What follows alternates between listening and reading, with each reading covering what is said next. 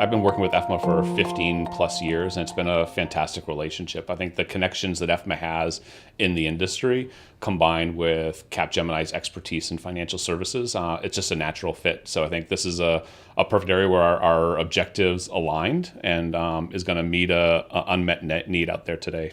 Sure, I think we've gone through three phases of the fintech phenomena. The first one was fintechs are irrelevant, they're too small, they can't get scale, they don't have trust. I think we quickly moved out of that phase to phase two. Phase two was fintechs are going to take over the world and banks are going away.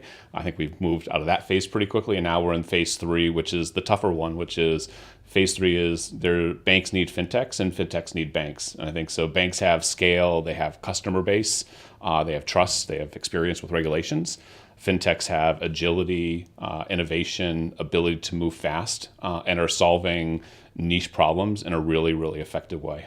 I think the biggest challenge is culture. I think there's no question that banks have a traditional culture of how they work, and fintechs have a more innovative, agile approach. And it's going to be really important for banks to embed the right talent in their organizations to be able to adapt and to move quickly and to be able to work effectively with fintechs moving forward.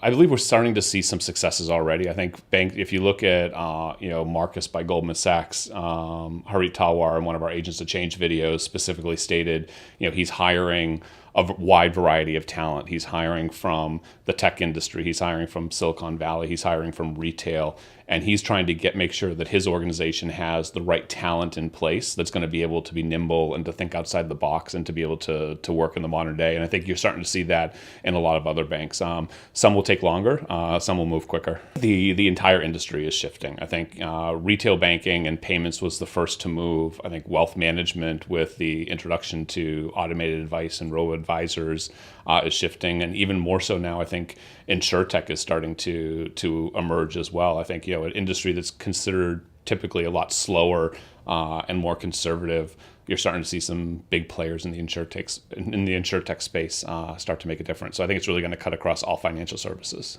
We're going to have to start shifting to an ecosystem model because banks aren't going to be able to provide the best products and the best services across the full spectrum of products and services. So I think what you're going to start to see is fintechs that are playing in very niche areas, providing niche products and niche experiences are going to be valuable assets for banks. And so it'll be a great cooperation in terms of where it is.